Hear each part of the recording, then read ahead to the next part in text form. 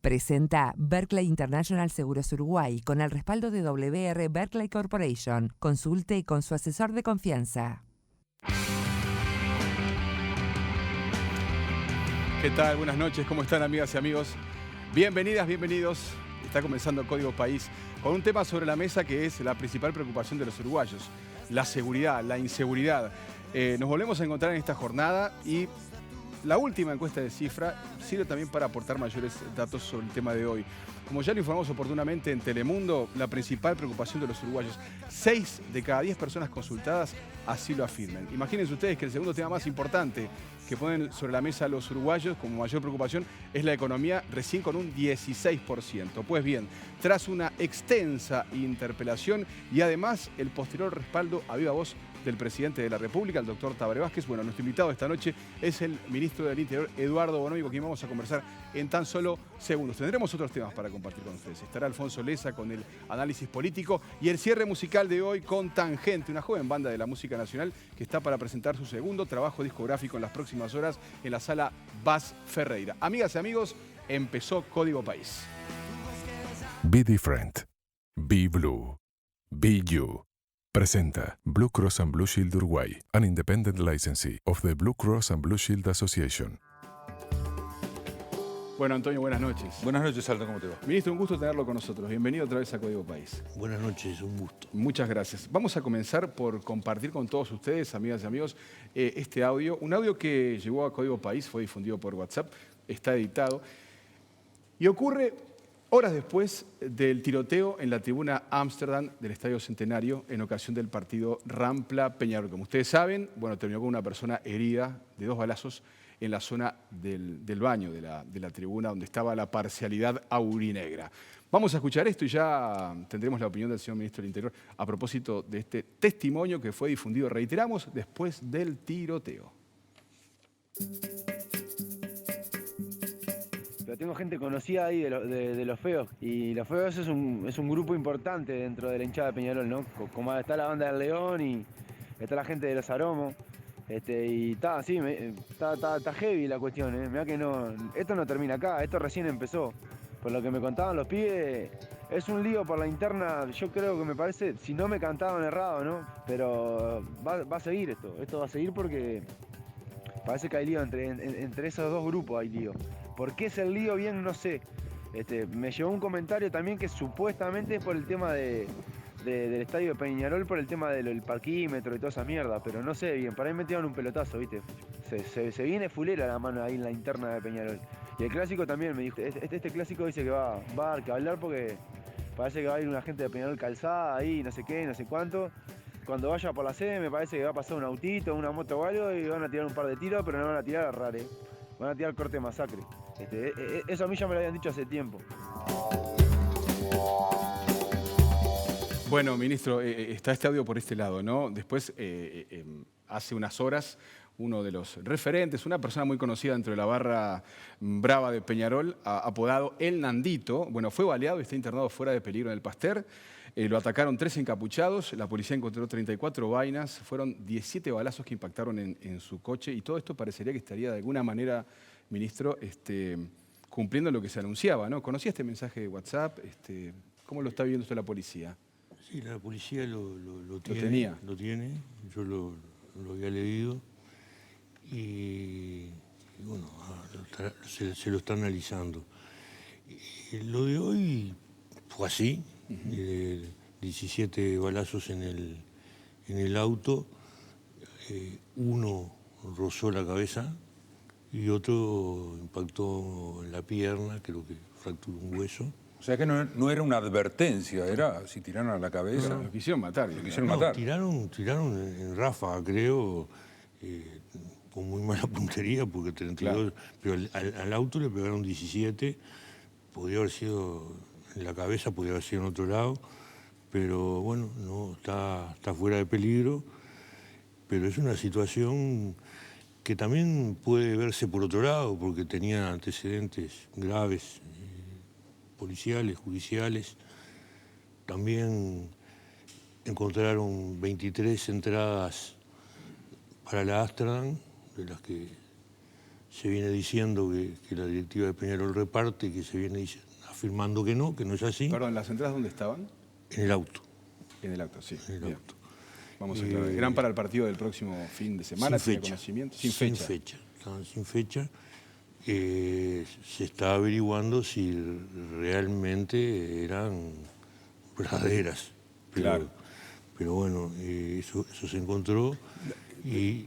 ¿Usted puede relacionar este episodio que se encontró en las entradas con la renuncia de Julio Luis Sanguinetti, que es la persona de seguridad de Peñarol, por ejemplo? Porque se dio inmediatamente, está concatenado.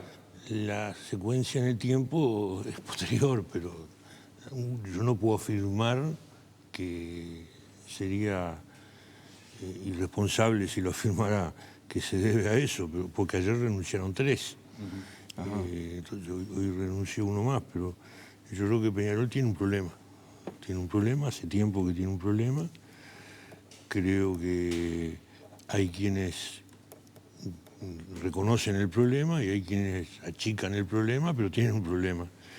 Y bueno... ¿Un problema en qué sentido? ¿Que se le escapó, se le fue de las manos todo esto? Yo creo que sí. Yo creo que sí, porque en determinado momento, cuando hablábamos sobre el tema, fundamentalmente en el 2010, cuando para nosotros empezó esto, ya venía de antes, pero para nosotros, que recién estábamos en el ministerio, el problema empieza en la final del Uruguayo 2010, 3 partidos, primero lo gana Nacional y hay una agresión en la Olímpica de hinchas de Peñarol a hinchas de Nacional. Se establece lo del pulmón. Yo escuchaba al presidente de Peñarol, Damiani, el otro día que decía que esto no se arregla con pulmones, pero yo asistí a una reunión de horas, dirigentes de Peñarol, dirigentes de Nacional, dirigentes de la AUF, la Intendencia, la Policía, y gran parte de esas horas fue la discusión entre dirigentes de Nacional y Peñarol, Damiani era uno, de los que discutía el tamaño del pulmón. Y a mí me preguntan en ese momento, después de varios ratos de discusión, qué pienso sobre el pulmón, y yo les digo, el pulmón no arregla nada. El pulmón no arregla absolutamente nada. Puede arreglar la cosa en el día del partido, que mejore, pero para que esto cambie tiene que haber un cambio cultural y no un pulmón.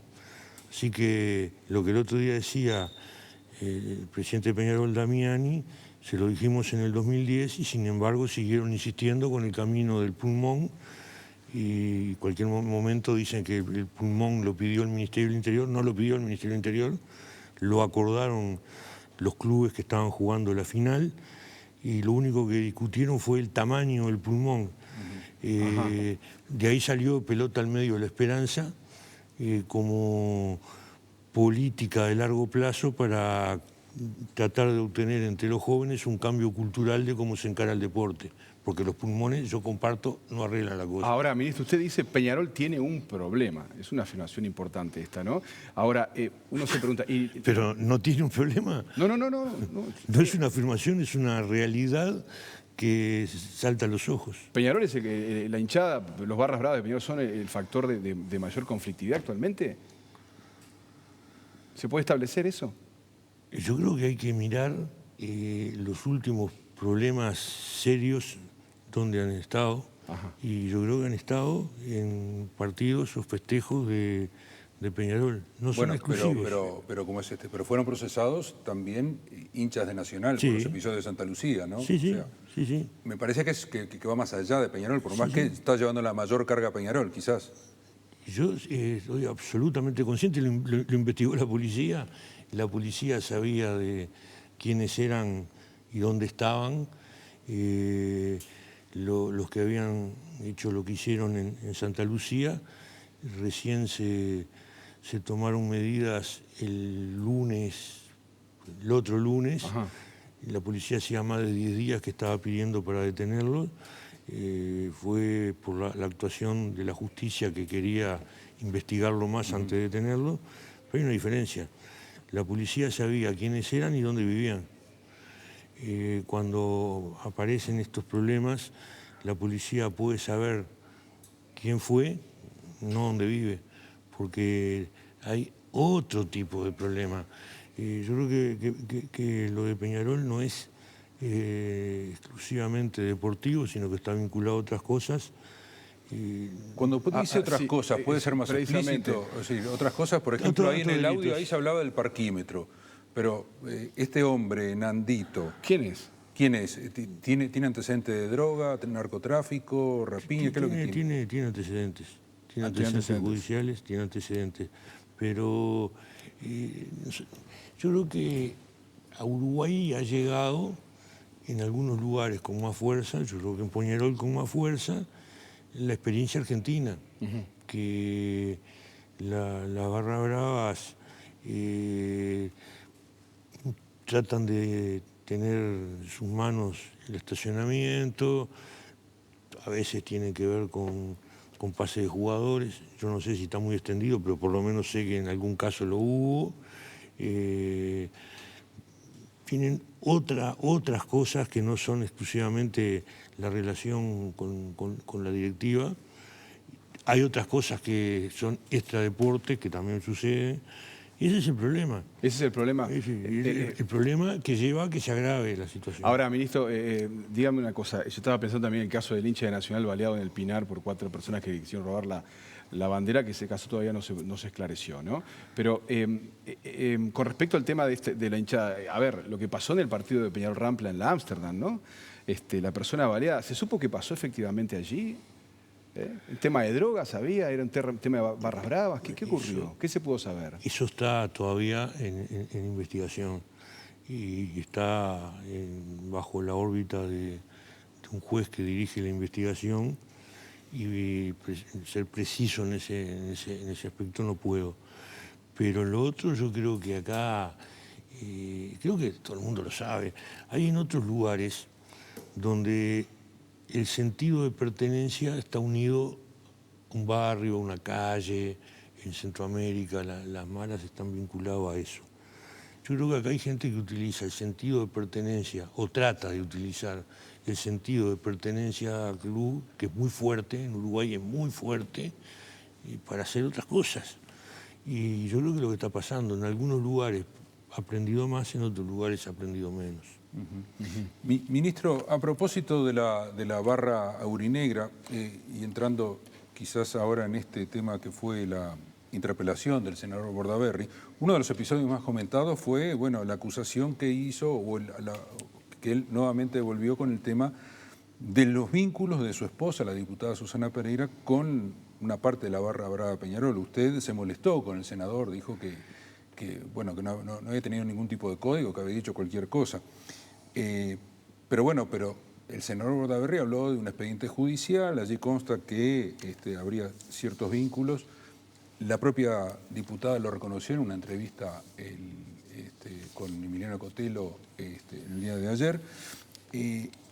¿No le parece raro ese vínculo de última instancia? ¿Es su esposa, no, ministro del Interior? Sí, lo primero que me molestó que fue muy bajo y que además utilizó ese elemento para tratar de desviar por donde venía la interpelación. Él utilizó 2 cosas. Una, que la interpelación estaba llamada por la situación de 2016. O sea, él ya me había interpelado a principios de año por 2015. Después nosotros hicimos una conferencia de prensa sobre los datos de 2015. Después fuimos a argumentar la rendición de cuentas en las comisiones respectivas de diputados y de Senado y me preguntaron los datos de 2015 y los volví a dar. Fui a la Comisión de Seguridad y Convivencia de diputados y senadores y volví a hablar de los datos de 2015.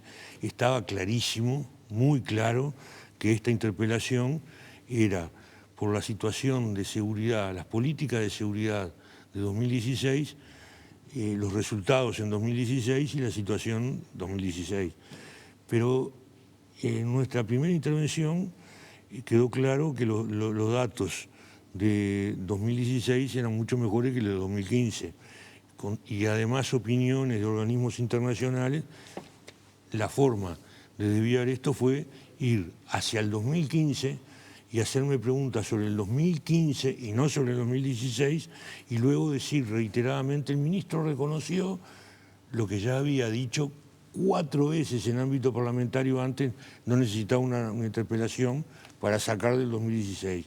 Y el otro elemento fue este, porque esto también lo habíamos hablado con el propio senador Bordaberry en la propia Comisión de Seguridad y Convivencia. Entonces, el tema que fue lo que le dije en la comisión y que se lo reiteré el otro día, es que una cosa es la hinchada de Peñarol, que es muy grande y muy amplia, y otra cosa es el Barra Brava, el entendido por Barra Brava, el que está vinculado a lo que estaba diciendo antes, a cuestiones que tienen que ver con el fútbol y no tanto con el fútbol. Entonces, él trató... Los negocios anexos al fútbol. Él trató de unir a mi señora con este tipo de Barra Brava. Y yo le había dicho que ella había estado y está vinculada a la hinchada de Peñarol, independientemente, separado de ese aspecto delictivo que tiene la cuestión. Y le había dicho cómo había sido la situación esa del reparto de entradas que él hablaba, que estaba referido a un partido Uruguay-Chile en el que los referentes que estaban vinculados a las directivas de los clubes, estaban haciendo una movida de acercamiento, no de conflicto entre las hinchadas, sino de acercamiento. Sí, era para extender una bandera. 2 banderas, que las compraron juntos, hicieron una campaña para reunir dinero juntos,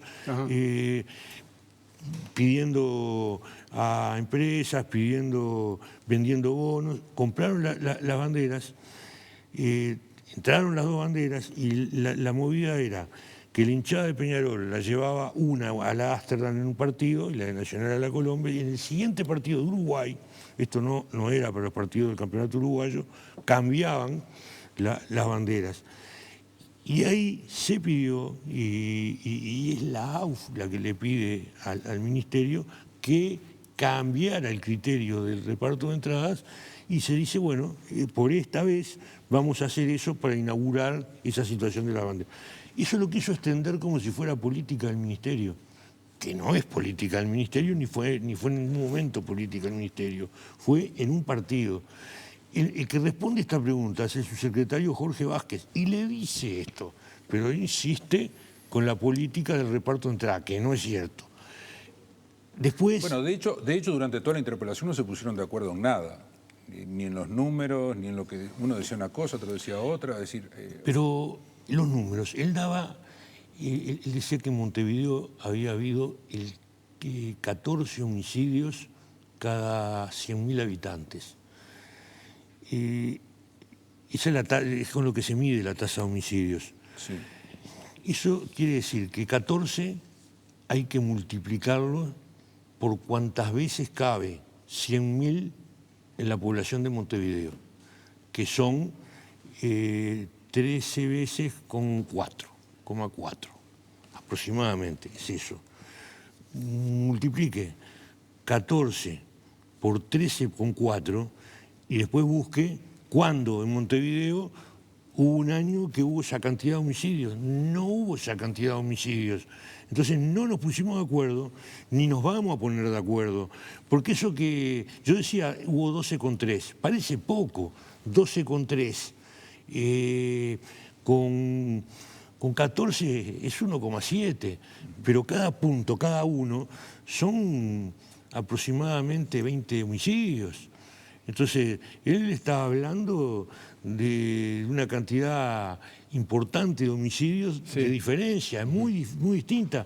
No me puse de acuerdo con el presupuesto del Ministerio del Interior en 1990. Dijo 7 millones, eran 112 millones. Él confundió el gasto en cárceles, que fue 7 millones, con el gasto total del Ministerio. Dijo que había 35 homicidios en cárceles. hubo 15.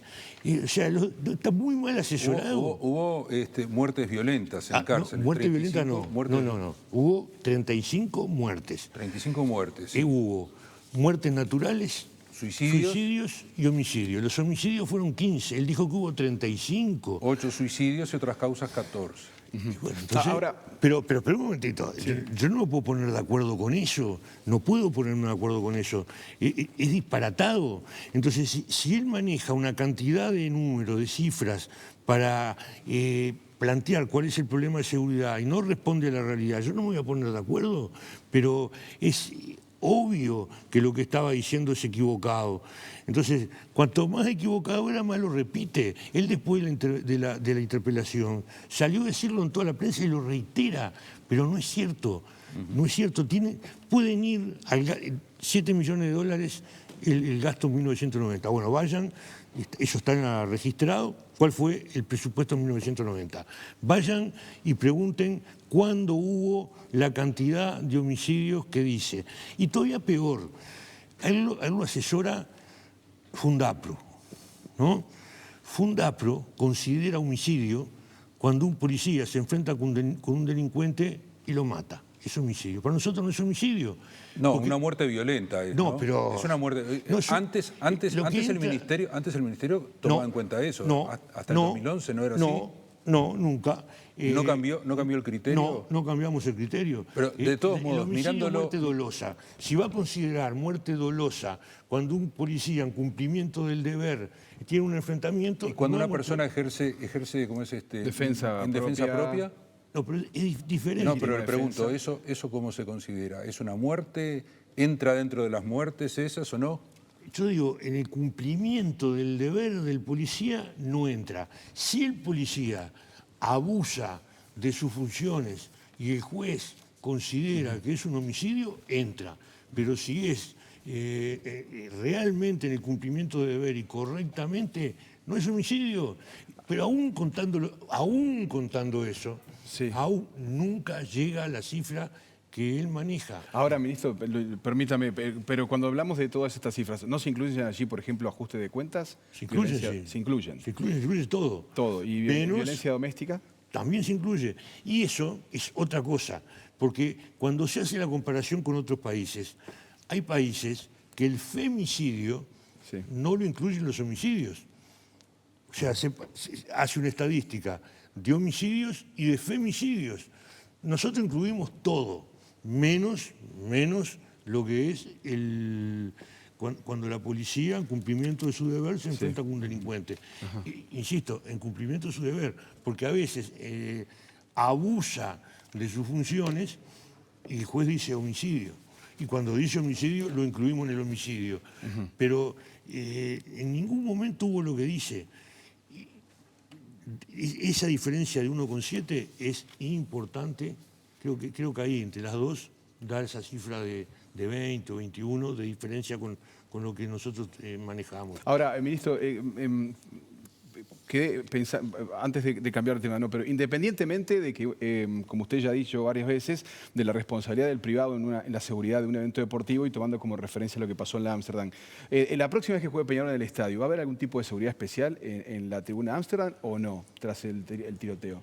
Mire, nosotros nos reunimos el otro día con la intergremial del deporte, acompañado la intergremial por el presidente de la AUF, señor Valdés. Y después de esa reunión, en la prensa trascendió que nos habían pedido que la policía entre a las tribunas.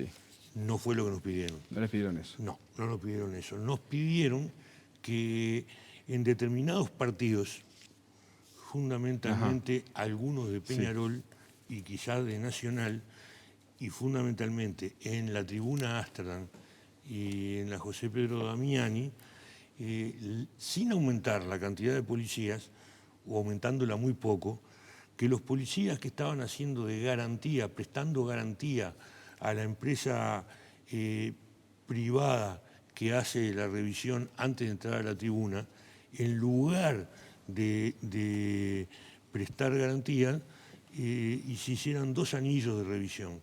Un anillo externo, la guardia privada respaldada por los funcionarios de recaudación que iban a pedir la entrada, y el que pasara por esa revisión fuera revisado nuevamente por la policía. Eso fue lo que nos pidieron, eso fue lo que le respondimos que sí. Eso en general. Por eso el partido del otro día no iba a haber problema, porque Peñarol jugaba a puertas cerradas, pero el próximo partido no juega, no sé qué se resolverá la comisión de disciplina, pero si juega a puertas abiertas, se va a hacer lo que nos pidió la intergremial. Y en esa reunión, el presidente de la AUF nos dijo que él estuvo en Europa mirando partidos de fútbol y que había una presencia muy fuerte de la policía, muy fuerte, pero no en la tribuna. No en la tribuna, afuera. No, en la cancha. En la cancha. Mirando la tribuna. Y yo a veces me logro enojarme cuando miro un partido de fútbol y escucho los comentarios no deportivos de los periodistas deportivos. Yo si me pongo a hablar como ministro de Interior de si un juez cobró bien un penal o cobró mal un penal, seguramente el juez se va a enojar. Si yo me pongo a hablar de cómo está transmitiendo el partido, se va a enojar. Ahora, a veces cuando hablan de seguridad no tienen ni idea de lo que dicen. Entonces usted se enoja. No, logro no enojarme. Hago un esfuerzo y logro no enojarme. Ministro, pero déjeme explicar lo que sí. quiero decir. Dicen, si hay un revólver adentro de la tribuna, ¿cómo no va a entrar la policía? Bueno, justamente lo que no tiene que hacer la policía si hay un revólver en la tribuna es entrar. Si hay alguien con un revólver y entra la policía y el del revólver empieza los tiros y la policía empieza los tiros con la gente en la tribuna, lo que puede provocar es un desastre. La policía lo que tiene que pedir es que se... No, lo que tiene que impedir la policía es que entre el revólver. Sí, pero ahí el otro día el comentario no era ese. Ya está dentro, entonces tiene que entrar. En todo caso, lo que tiene que pedir es que la gente se vaya a la tribuna, pero no entrar a la tribuna. Después decían, y ahora que no hay nadie a que entraron.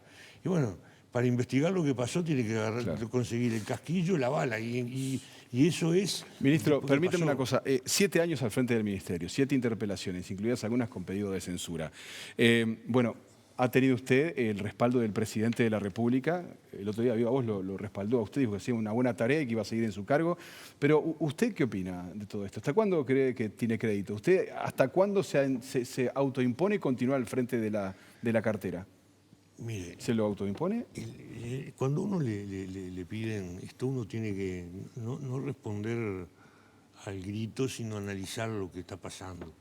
Entonces, yo se lo he dicho acá, se lo he dicho varias veces, entonces decir esto no es nuevo. Nosotros nos llevó 5 años cambiar la policía, reestructurar la policía, combatir la corrupción, y dijimos, tenemos que empezar a tener... resultados. Sí. Los resultados, también le dije, necesito una estrategia. Esa estrategia tiene 3 patas. Una, el pago, que empezó el 11 de abril. Otra, la instalación de cámaras de acá al año que viene. Son 2.100 cámaras en Montevideo y 1.100 cámaras en Canelones, más algunos acuerdos que estamos haciendo en el interior. Son 3.200 cámaras nuevas. Y la tercer pata son algunas leyes que considerábamos que se tenían que aprobar, las llevamos a la comisión multipartidaria, se aprobaron la mayoría, todavía queda alguna, pero la más importante se aprobó el otro día y se promulgó ayer en el Consejo de Ministros de San José, en Silda Polier. Ahí me tocó firmar la promulgación de la ley, que es la que tiene que ver con las libertades anticipadas. Hasta ahora solo tenemos una medida, el pago. Empezó el 11 de abril, va para 7 meses. Cuando yo fui a la interpelación, llevé los resultados del pago. Teníamos un 4,5% de baja de las rapiñas en Montevideo y un 3,1% en el resto del país. Dije, porque eso estaba en gráficas escritas, esto fue hasta el 12 de octubre. Al 19 de octubre las rapiñas bajaron. El 5% en Montevideo y el 3,5% en el resto del país. Ayer, 5,5% en Montevideo y 4% en el resto del país. Es decir, está habiendo un resultado. Nosotros creemos que no es un resultado por un esfuerzo momentáneo, esto es por una tarea que está desarrollando la policía, que está en el presupuesto. Esto no va a cambiar, cambiará donde se aplica el programa de alta dedicación operativa, porque hay un grupo que continuamente está monitoreando si ha habido cambio de los lugares donde se concentran los delitos o cómo se mueve para seguirlo. Ahora, ministro... Ayer se promulgó la ley, esa ley va a empezar a dar resultados y del año que viene... Entonces yo creo que la espera que tenía de los resultados está operando. Los homicidios, la baja no es muy grande, bajó el 6,7% al día de ayer. Está bien, ministro, usted me llena de números y yo también le voy a dar números, porque la encuesta de cifra que Aldo nombró le da que el 62% de los uruguayos considera que la inseguridad es el principal problema del país. Hay solamente un 18% que aprueba su gestión, pero el otro dato es que 3 de cada 10 frente amplistas aprueban su gestión. Es decir, la gente no se da cuenta, no está recibiendo estos datos. ¿Qué es lo que está pasando? ¿Qué lectura hace de estos números? Porque además, digamos, usted no tiene ningún tipo de autocrítica para hacerse. Yo le te digo que la autocrítica para hacerme es ver la evolución de las cosas.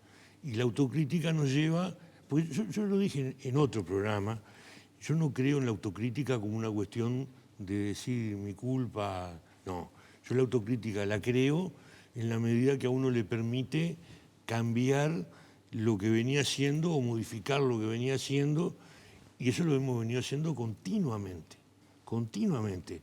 Hemos ido modificando sobre la base de un rumbo, pero ajustando, porque por ejemplo, el año pasado, lo del PADO, nosotros aplicamos, no el PADO, sino el criterio de los puntos calientes, los segmentos, ¿Cómo actuar con respecto a donde se mueve el delito? Claro, nosotros lo hicimos el año pasado y encontramos que tenía resultados. Esto fuimos asesorados por la Universidad de Cambridge, John Jay College de Nueva York, y seguimos el criterio. Y nos daba resultados, pocos resultados. Nos daba resultados, pero era muy poco para el esfuerzo que se estaba haciendo. Entonces, ahí modificamos. ¿Qué pasa? ¿Qué es lo que pasa? Nos dijimos, bueno, se mueve la hora, se mueve esto, se mueve aquello, y nosotros no podemos mover los policías, porque los policías tienen un horario, tienen una zona, no los podemos mover. Este año, con el presupuesto ajustado, establecimos la alta dedicación operativa. Fue un ajuste, fue... Algo no lo estamos haciendo bien, tuvimos que cambiar. Pero, por ejemplo, ¿se demoró en llegar a esto, darse cuenta de esto? No, el presupuesto, esto se llega cuando uno tiene un asesoramiento importante, lo aplica y llega a la conclusión que esto está pensado en una realidad que no es la nuestra. Entonces tenemos que ajustarlo a nuestra realidad. Bueno, pero ¿qué siente cuando ve que dentro del Frente Amplio no tiene tanto apoyo? Pero yo no me voy a medir por eso. Está bien. Eso se tiene que medir el presidente. Si el presidente entiende que se está haciendo bien o que se está haciendo mal. Yo llevé elementos de algunos organismos internacionales, y hubo uno que lo leí después, si no lo hubiera manejado, que en toda la región el sentimiento o la victimización, que es una encuesta que se hace, y está bajando en la región. Está bajando. El Latino Barómetro, eso es lo que está determinando eso. Pero la sensación de inseguridad no, está subiendo. Sí, entonces, sobre todo en los países nuestros. Pero yo lo que tengo que medir para ver si estamos haciendo bien las cosas es la victimización, porque la sensación tiene que ver con la baja, pero muchas veces la baja no se registra. Yo a ustedes les he dicho, les reitero, en el 2008 cuando en una encuesta se preguntaba cuál es el principal problema del país, decían el desempleo. Y el desempleo había bajado del 14% al 8%, principio de 2008. La pregunta, ¿cuál es el problema de su barrio? Es la inseguridad. A fines del 2008, la respuesta a cuál es el principal problema del país es la inseguridad. Entonces yo creo que una baja, porque una baja, como yo le digo, para nosotros es importante porque es la primera vez que se produce algo tan importante en 31 años, pero no es registrable. No es registrable en la sensación, no es registrable. Y si en vez de bajar el 5, baja el 10, no es registrable. Pero para nosotros es el indicio... No es registrable por la sociedad, por la población. Claro. No es registrable. Bien. Si digo una cosa, si hay 21.000 rapiñas en el año. No, está bien. Y baja está bien. 19. Y me baja 19. Es un 10% de baja. Claro. Por supuesto. Pero Ahora, la sensación sigue siendo la misma. sigue siendo la misma. Y es lo Perfecto. que está pasando. Y eso a usted, no me quejo. y eso a usted no lo está de alguna manera desgastando, golpeando, no se siente cansado por esto. Yo lo que siento es que este es el camino y que va a seguir bajando. Y bueno, en algún momento se va a registrar la baja. Para mí, 31 años, hubo aumentos continuos, aumentos pero enormes. Claro, uno dice, había poquitas rapiñas al principio y en 31 años después hay un montón. Pero ese montón se alcanza con sucesivos aumentos que no hubo un solo presidente, uno, que pueda decir, yo empecé con tanta rapiña, cuando terminé el mandato había menos. No, cuando empezó, cualquier presidente de cualquier color, blanco, colorado o frente amplista, hasta ahora, cuando terminó el mandato de cualquier presidente habían aumentado las rapiñas. Y es la primera vez que empieza a bajar sistemáticamente 7 meses seguidos registrados. también le podría decir, subieron mucho, ¿no? Sí, pero en todo momento subieron Y mucho. después bajaron. Yo llevé a la interpelación, no lo mostré, pero lo tenía, un recorte de diario de octubre de Julio María 1900, Sanguinetti diciendo... Julio María Sanguinetti diciendo tocó fondo. Gobierno de la calle. Sí, en el gobierno de la calle. Hizo calle, campaña sí. con la inseguridad. Bueno, eso se difundió por las redes sociales y por todos lados Bien, se difundió mucho. Y en su gobierno crecieron un 10, un 11, un 12% más las rapiñas. Ahora, bien. Y Ministro, según él había llegado tocado fondo. claro, le quería plantear lo siguiente. 2 homicidios recientemente generaron gran impacto en la opinión pública, ¿no? Uno fue el del señor Heriberto Prati en Carrasco Norte y el de Balmer Lucas en la zona de Piedras Blancas. Bueno, en uno de estos casos había trascendido que el sospechoso del asesinato de Heriberto Prati, bueno, había sido rodeado y se escapó tras una rapiña, ¿no? ¿Hay novedades sobre estos casos? Porque, permítame, fíjese, teníamos el testimonio de una vecina ahí del barrio Esperanza, que habló con nosotros al poco rato del crimen, ¿no? Cuando se decía, roban acá y se esconden en el asentamiento, ¿no? Sí. Y decía esto la persona. A ver, aquí lo tenemos. Si vos mirás, son de acá nomás. Los que lo mataron. Los que lo mataron. Viven acá un par de cuadras nomás. Y pasa por al lado tuyo como si nada. Entonces no sabes si hoy en día salís a la calle y volvés a tu casa o a veces sentís tiros ahí en pleno corredor que pasan corriendo a los tiros o roban ahí a la esquina y se te meten por ahí por el corredor. Bueno, todo el mundo sabe quiénes son. Esto se escucha muchas veces, ¿no? Sí. Saben quiénes son, ¿por qué no se los llevan? ¿Por qué no lo agarran? Miren, en el primero que me mencionó, el de Heriberto Prati, sí, señor. Lamentable homicidio, por además absolutamente inútil en cuanto a la cifra que le estaban robando era, o sea, el que mató por una cifra ridícula, o sea, muestra la cabeza con la que se va a robar en esos casos. Cuando pasó, la gente dijo, fulano de tal vive en tal lado, allanen ahora. Era de noche, no se puede allanar. Si se allana y lo agarran, lo que va a hacer el juez o la jueza actuante va a ser soltar al detenido y pasar a la justicia a la policía. O sea que no allanaron. Allanaron al otro día. Agarraron exactamente a la persona que le habían dicho. La persona que dieron el nombre es fulano de tal, lo agarraron al otro día. no fue reconocido por los que decían que... Las víctimas. Entonces, los que decían que era él, y aseguraban es ese, cuando tuvieron que reconocerlo, no lo pudieron reconocer. Es más, reconocieron otras personas, ninguna de las personas, distintas, cada uno personas distintas, ninguno era. Y el que decían que era, no lo reconocieron. ¿Pero está identificado el asesino de Prati o no? Está identificado ahora, pero no el que decían. No el que decía la gente, era otro. No el que decían, es ese. Ese que decían, no lo pudieron reconocer. Fue detenido, fueron los testigos, no lo pudieron reconocer. Entonces, muchas veces es fácil decir, yo sé quién son, se esconden allá, pero si lo agarran y tienen que salir de testigos, mucha gente va, pero no, tenía el pelo más largo, tenía el pelo más corto, no es así, y el juez lo suelta. Y después lo Entonces, suelta. Ahora, lo ministro, mire, suelta. se nos fue el tiempo, ya estamos en el final de esta entrevista, pero le quería preguntar, ¿usted no le tiene miedo a la justicia por mano propia? Lo hablábamos con el fiscal Subía recientemente aquí en Código País, que de alguna forma él no descartaba que pudiera haber algo por el estilo. ¿Usted qué opina? ¿Hay gente que está tomando justicia de hecho, por los mano ajustes de propia? cuentas se puede ver como justicia por mano propia, ¿no? Pero ahí son delincuentes entre delincuentes, ¿no? Yo Supuestamente, le cambié mi forma de decirle a los ajustes de cuenta cuando eran claros, cuando era por una deuda, era ajuste de cuenta. Ahora son conflictos entre delincuentes. Conflictos entre No delincuentes. le llamo ajuste de cuenta. Pero si me hace la pregunta esa, sí, le tengo miedo. ¿Le tiene miedo? Sí. ¿No le consta que esté pasando eso en nuestro país? No me consta que esté pasando, pero creo que le tengo miedo porque mete al país en un problema peor y mete al país en un camino que es peor para el país. ¿Pero le tiene miedo como algo lejano o algo que puede estar cerca?